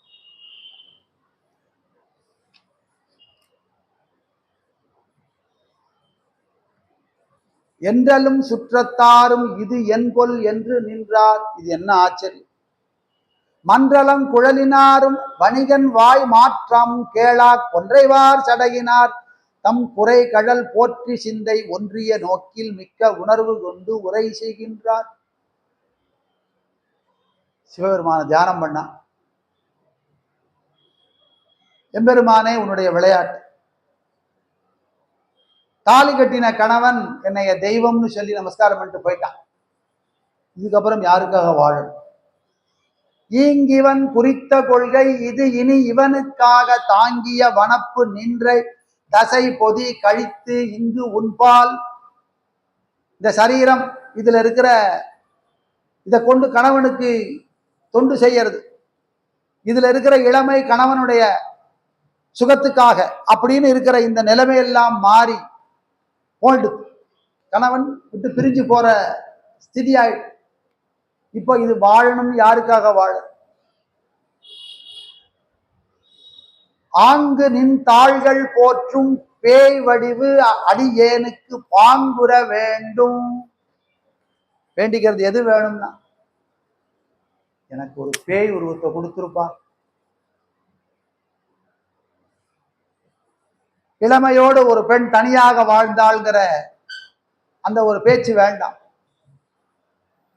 நீ எதை வேணாலும் கொடுக்கலாம், நான் எதை கேட்டாலும் கொடுக்கிற ஒரு பாங்குல நீ இருக்க. உன்னுடைய அனுகிரகம் என்ன அப்படின்னா, அடியார் எதை கேட்டாலும் கொடுக்கறது உன்னுடைய பாங்கு. வேண்டுவார்க்கு வேண்டுவன ஈவான்கான் ஆன அப்பொழுது மன்றுள் ஆடுவார் அருளினாலே மேல் நெறி உணர்வு கூற வேண்டிற்றே பெறுவார் மெய்யில். உடம்புல மாற்றங்கள் ஏற்பட்டு ஊனடை வனப்ப எல்லாம் உதறி ஏற்பு உடம்பேயாக, தோல் போச்சு சத போச்சு எலும்பு உருவமானால் வானமும் மண்ணும் எல்லாம் வணங்கும் பேய் வடிவமானார். வானத்துல இருக்கிற தேவர்களும் கைகூப்பி வணங்குறார், பூமியில இருக்கிறவாளும் கைகூப்பி வணங்குறார். இப்ப பரமேஸ்வரனை எங்க அம்மான்னு சொல்ல போறார். அடுத்தது அடியாருக்கு செய்த தொண்டு எப்படி கொண்டு போய் எந்த ஸ்திதியில கொண்டு போய் வைக்கிறது? எங்கு பார்த்தாலும் மலர் மழை பொழிந்தது, வானத்துல துந்துபி சத்தம் கேட்டது, முன்வரும் முனிவரும் எங்க பார்த்தாலும் ஹர ஹர ஹரன்னு கோஷம் போட்டாள். இது ஒரு காடு போல இருக்கிற இடம் இல்லையா? இவ பேய் உருவம் எடுத்து நிற்க அந்த காட்டுல இருக்கிற பேய்கள்லாம் அதெல்லாமும் ஹரஹரன்னு சொல்லுதான்.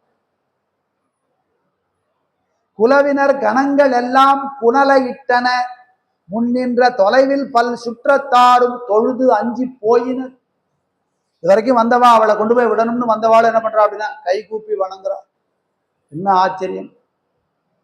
கண்ணுக்கு முன்னாடி அழகான மனப்போட இருந்த பெண்மணி அப்படியே பேய் உருவத்தை எடுத்துட்டா. வேண்டி, ஏதோ சாபம்லாம் இல்லை, எனக்கு பேய் உருவம்.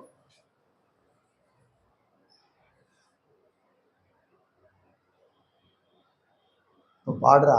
சுவாமியை பத்தி அப்பவே பாட ஆரம்பிச்சிட்டான். அந்த கணத்தில் உற்பவித்தெழுந்த ஞானத்து ஒருமையின் உமைகோன் தன்னை அற்புத திருவந்தாதி அப்பொழுது அருளி செய்தார். அற்புத திருவந்தாதி அப்படிங்கிற பாடலை அப்பொழுதே அருளி செய்தாருங்கிற என்ன பாடல் அப்படிங்கிறத பார்க்கணும்.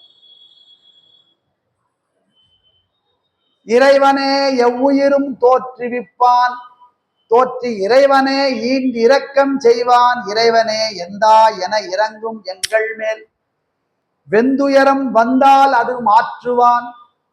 இறைவனால முடியாத காரியம் ஒண்ணும் கிடையாது. என் வாழ்க்கையை பாரு, நான் பேயுருவம் எடுத்து இருக்கேன். நல்ல குலத்துல பெரிய தனவந்தருடைய குலத்துல பிறந்தேன். ஒரு தனவந்தருக்கு வாட்கப்பட்டேன். சிவனடியார்களுக்கு செய்கிற சேவையின் பலனால பரமேஸ்வரன் நான் என்ன வேண்டினாலும் கொடுத்தார். இன்னைக்கும் நான் என்ன வேண்டுமோ அந்த உருவத்தையும் கொடுத்தார். எல்லாத்தையும் கொடுக்கறதுக்கு சுவாமி இருக்கார். பொற்புடை செய்ய பாத புண்டரீகங்கள் போற்றும் நற்கணத்தில் ஒன்றானேன் நான். நம்ம என்ன சொல்லிக்கணும் அப்படின்னா, விபூதி ருத்ராட்சம் அணிந்து பஞ்சாட்சர மந்திரத்தை ஜபம் பண்ணதுக்கு அப்புறம் நம்மளாம் சிவபக்தா அப்படின்னு நம்ம சொல்லிக்கணும். என்ன காரணம் அப்படின்னா, நம்மளே நம்மள சொல்லாம போயிட்டோம்னா என்ன? அவ சொல்றா, நான் பேயுருவம் எடுத்தவுடனே நான் சிவகணத்துல ஒன்றானேன். தாமரை வடிவுடைய பாதமுடைய சிவந்த பொன்னிறம் வாய்ந்த சிவபெருமானை போற்றும் நற்கணத்தில் ஒன்றானேன். சிவத்தொண்டுக்கு நான் தயாரா இருக்கேன்.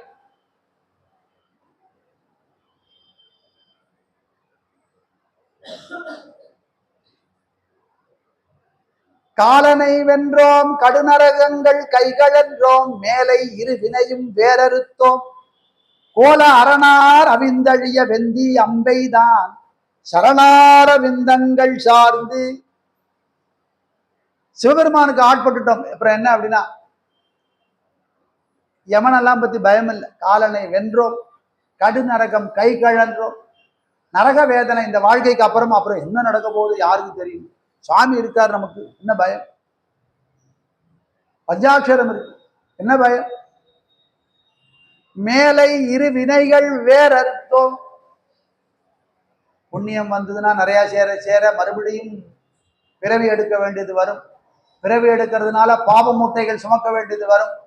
புண்ணியமும் வேண்டாம் பாபமும் வேண்டாம்ங்கிற நிலை ஏற்படும். அதுக்குள்ள மனோபாவம் வர்றவனுக்கு மோட்சம் சித்திக்குங்கிறார் ராமகிருஷ்ண பரமம்.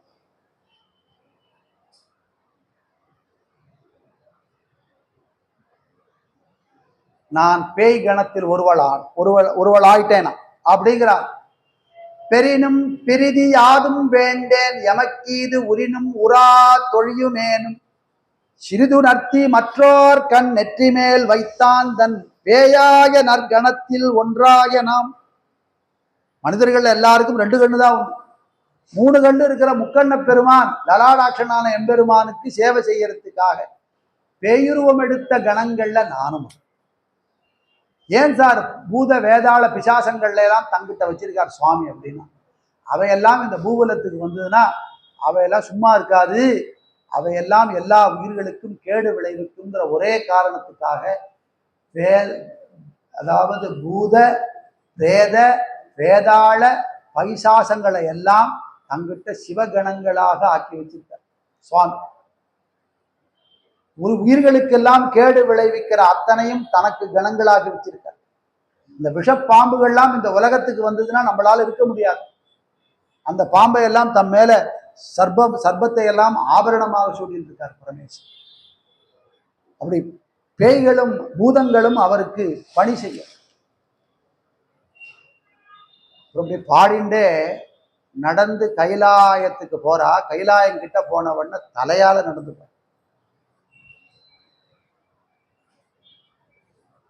படதிசை தேசம் எல்லாம் மனத்தினும் கடிது சென்று தொடையவள் இதழி மாலை சூழ வாணியார் மேவும் படரொளி கைலை வெற்பின் பாங்கணைந்து ஆங்கு காலின் கடையினை தவிர்ந்து பார்மேல் தலையினால் நடந்து சென்றார். தலையால நடந்து வெள்ளி வெற்பான கைலை மலை மேல ஒரு உயிர் வந்து இருக்கு. அந்த மேலேருந்து பரமேஸ்வரன் பார்த்துட்டு இருக்கார். பார்வதி தேவியாரும் பக்கத்துல இருக்கு. அம்பாள் முதல்ல பாக்குறா, யாரோ அதிசயமா இருக்க, தலையால நடந்து வர யாரு?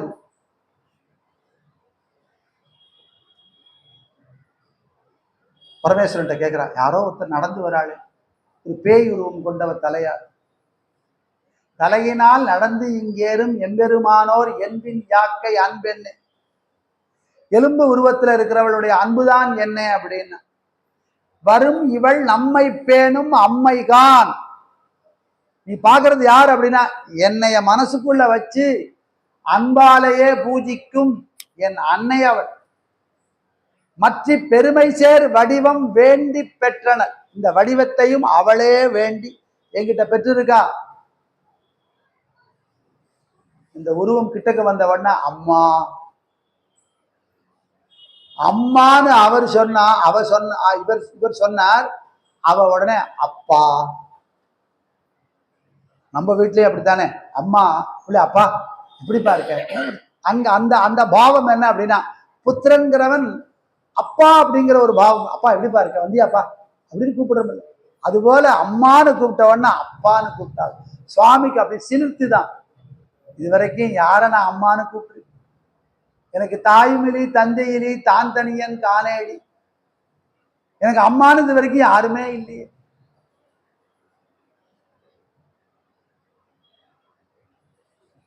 பரமேஸ்வரனை வந்து திருவடியில வந்து விழறா. பரமேஸ்வரன் சொல்றார், நம்பால் இங்கு வேண்டுவது என்ன? இங்க உனக்கு என்னமா வேணும்? இரவாத இன்ப அன்பு வேண்டி பின் வேண்டுகின்றார் பிறவாமை வேண்டும். மீண்டும் பிறப்பு உண்டேல் உன்னை என்றும் மறவாமை வேண்டும். இன்னும் வேண்டும் நான் மகிழ்ந்து பாடி அறவா நீ ஆடும் போது அடியில் கீழ் இருக்க என்றார். இரவாத இன்ப அன்பு வேண்டும். இன்பம் கொடுக்கிற அன்பு வேண்டும். எதுவும் பிரதி உபகாரமா வேண்டாம். நீ இதை கொடு, நான் உனக்கு இது செய்யறேங்கிறது வேண்டாம். இரவாத இன்ப அன்பு கொடு. நான் வேண்டிக்கிறது மீண்டும் பிறக்கக்கூடாது. மீண்டும் பிறப்பு உண்டேல், பிறப்பு வேண்டாம் நான் வேண்டிக்கலாம். மீண்டும் ஒரு பிறப்பு உண்டா இல்லையான்னு தீர்மானிக்க வேண்டியது நீ. அப்படி நீ தீர்மானித்து எனக்கு ஒரு பிறப்பை நீ கொடுத்தாலும் உன்னை என்றும் மறவாமே வேண்டும். இன்னும் வேண்டும், நான் மகிழ்ந்து பாடி, நான் உன்னை பாடிண்டே இருக்கணும். உன் திருவடிக்கு கீழே அமர்ந்து கொண்டு பாடிண்டே இருக்கணும். நீ எப்பவும் ஆடிண்டே இருக்க. சுவாமியே யோசித்தாராம், இது கைலாயம். இங்க நிறைய பேர் சிவகணங்கள்லாம் இப்படி ஒரு தாளம் போடும், இது ஒரு கூத்தாடும், இது ஒரு பாட்டு பாடும். இங்க யோகியர்கள்லாம் தியானம் பண்ணிட்டு இருப்பா. நம்ம ஏகாந்தமா இருக்கிறதுக்கு ஒரு ஸ்தலம் உண்டு. நீ பாடிண்டே இரு, நான் ஆடிண்டே இருக்கேன். அதுக்கு ஒரு தலம் உண்டு. அது திருவாலங்காடு அப்படிங்கிற தலம். அந்த தலத்துக்கு நீ போமா, அங்கு உனக்கு இரவாத இன்ப அன்பை நான் உனக்கு கொடுப்பேன். கூடுமார் அருள் கொடுத்து குலவு தென்திசையில் என்றும் ஈடுவாழ் பழன மூதூர் நிலவிய ஆலங்காட்டில் ஆடுமா நடமும் நீ கண்டு ஆனந்தம் சேர்ந்து எப்பொழுதும் பாடுவாய் நம்மை. எப்போதும் என் திருவடியில இருந்துட்டு பாடிண்டே நான் ஆடிண்டே இருக்கேன்னு சுவாமி அவளை திருவாலங்காடுக்கு வர சொன்னார். கைலாய வரைக்கும் நான் தலையால நடந்து வந்தேன். நீ கைலாயத்திலிருந்து திருவாலங்காடுக்கும் போக சொல்லிட்ட இல்லையா, மறுபடியும் தலையாலே நடந்து வரேன். கைலாயத்திலிருந்து மனோவேகத்துல வந்தாளாம். தலையால நடந்து வந்து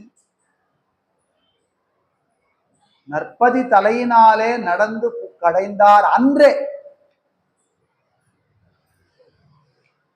வந்து அந்த தலத்துல எம்பெருமான் நர்த்தனம் ஆடுறார். அந்த நர்த்தனத்தை கண்டு ஆனந்தமா கண்டு பாடுறாளாம். இந்த பாடல் அப்படிங்கிறதும் அற்புதமான பாடல்.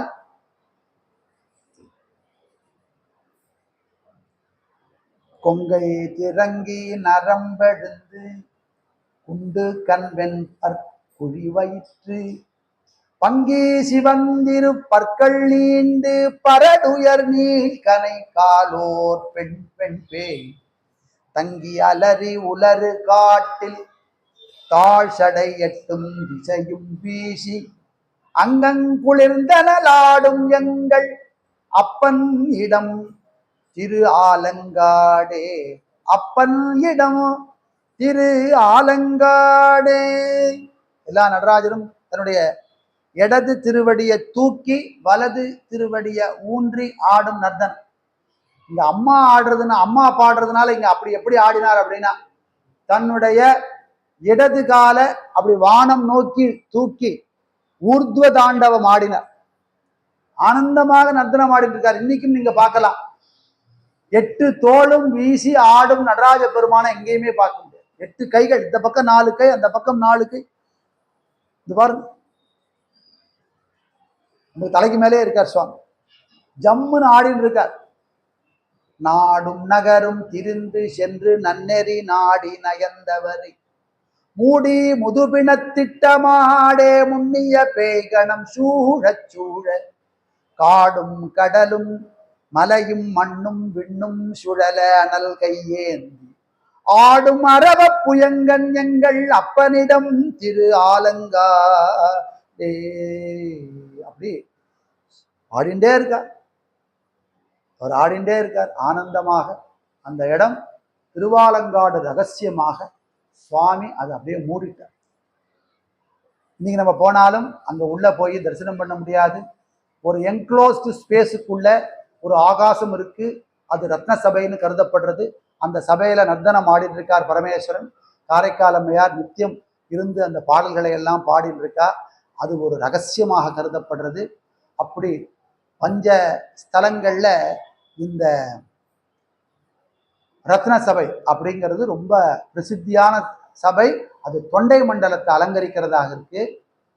பெரிய புராணத்தை ஆரம்பிக்கிறது கூட தொண்டை மண்டலத்தின் சிறப்பை சொல்ற போது நடராஜ பெருமான் நர்த்தனமாடும் திரு ஆலங்காடுங்கிற கஷேத்திரம் இருக்கிற தொண்டைப்பதி அப்படின்னு இந்த தொண்டை நாட்டுடைய பெருமையெல்லாம் சொல்லி பாடி, யார் இந்த பாடல்லாம் இப்ப பாடுற போது நாயன்மார்கள் யாரும் பிறக்கல. முதல்ல பாடின திருமுறை பாடலாக இது கருதப்படுது. முதல் நாயன்மார் அவதாரம் பண்ணவ காரைக்கால் அம்மையார் தான். 63 நாயன்மார்ல முதல்ல யார் அவதாரம் பண்ணா அப்படின்னு காரைக்கால் அம்மையார் தான். அவ பாடின இந்த பாடல் 12 திருமுறையில 11வது திருமுறை அலங்கரிக்கிறது. முதல்ல தேவாரம் பாடினது யாரு, திருமுறை பாடினது யாருன்னு கேட்டா ஞானசம்பந்தர், அப்பர், சுந்தரர் காலமா அப்படின்னு எல்லாரும் பேச ஆரம்பிச்சிடுவோம். உண்மையா பாடினது யாரு அப்படின்னா காரைக்கால் அம்மையார் தான். காலத்துல முற்பட்டவ. அவ பாடின பாடல்கள் தான் இன்னைக்கும் திருமுறைகளை அலங்கரிச்சுட்டு. அதனால 12 திருமுறைகளை முதல்ல தொடங்கி வச்ச பெருமையும் சிவபெருமானுக்கே அம்மையான காரைக்கால் அம்மையாருடைய பாடல்கள் தான். அப்படி இந்த திருவாலங்காடுங்கிற க்ஷேத்திரத்தை காலால மிதிச்சா அதோடைய புனிதம் கெட்டுடுமோன்னு திருஞான சம்பந்தர் எல்லையிலேயே நிற்கிறார். திருநாவுக்கரசு சுவாமிகள் எல்லையிலேயே நிற்கிறார். சுந்தரமூர்த்தி சுவாமிகள் எங்கேயாவது இந்த கால் பட்டதுனால அதுல ஏதாவது அபச்சாரம் ஏற்பட்டுருமோன்னு சொல்லி இந்த ஸ்தலத்தை பிரதட்சணம் பண்ணியே பாடுறார். துண்டா விளக்கின் நற்சோதி தொழுவார் தங்கள் துயர் தீர்ப்பாய் பூண்டாய் எலும்பை புறம் மூன்றும் பொடியாய் செற்ற புண்ணியனே பாண்டாள் வினைகள் அவை தீர்க்கும் பரமா பழைய நூர்மேய ஆண்டாலங்காடானில் அடியார் கடியேன் ஆவேனே உன் அடியார்க்கு அடியேன் ஆவேனே அப்படின்னு உன் அடியார்க்கு அடியேனாக நான் இருக்கணும்னு இந்த காரைக்கால் அம்மையார் தரிசனம் பண்ணி அவ முக்தி அடைந்த மோட்சத்தை பெற்ற இந்த ஸ்தலத்தை பத்தி பாடுறார். அப்படி நாயன்மார்களே கால் வைக்க திகைத்த ஸ்தலம். அப்படியாப்பட்ட ஒரு மகாக்ஷேத்திரத்துல பரமேஸ்வரன் அவளுக்கு மோட்சத்தை கொடுத்து இன்னைக்கும் அவளுடைய பிரசன்ஸ் நமக்கு அங்க இருக்கிற மாதிரி ஒரு ஃபீலிங்கை கொடுத்துருக்கார். இந்த ஸ்தலத்துக்கு போய் இந்த பதிகங்கள்லாம் பாட நமக்கு ஒரு பேரானந்தம் கிடைக்கிறது. அப்படி இன்னைக்கு காரைக்கால் அம்மையார இந்த பெரிய புராணத்தில் மாதரசிகள் அப்படிங்கிற தலைப்புல இன்னைக்கு அவளை அனுபவிச்சோம்.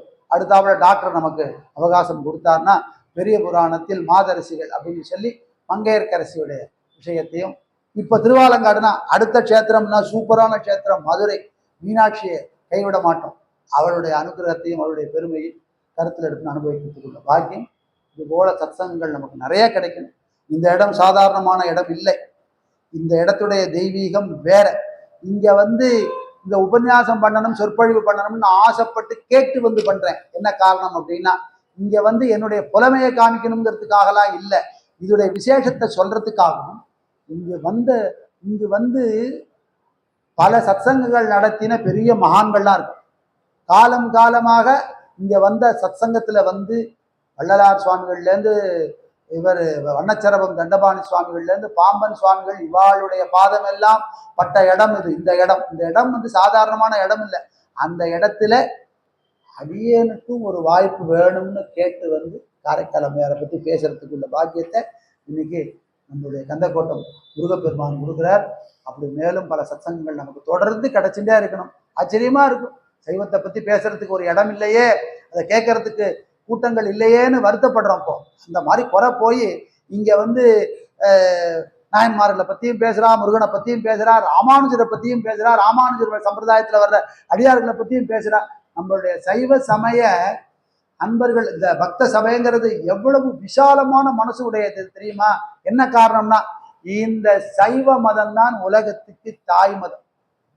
இந்த சைவ மதம் தான் இந்த உலகத்துக்கே தாய் மதம். எல்லாத்தையும் அக்செப்ட் பண்ணிக்கும். என்ன காரணம்னா ஒரே வாக்கியம், யாதொரு தெய்வத்தை வணங்கினாலும் அங்கு மாதொரு பாகரே வந்து அனுகிரகம் அப்படிங்கிறதுனால எந்த தெய்வத்தை வணங்கினா என்ன, சிவபெருமானுடைய அனுகிரகம் பரிபூர்ணமாக உண்டு.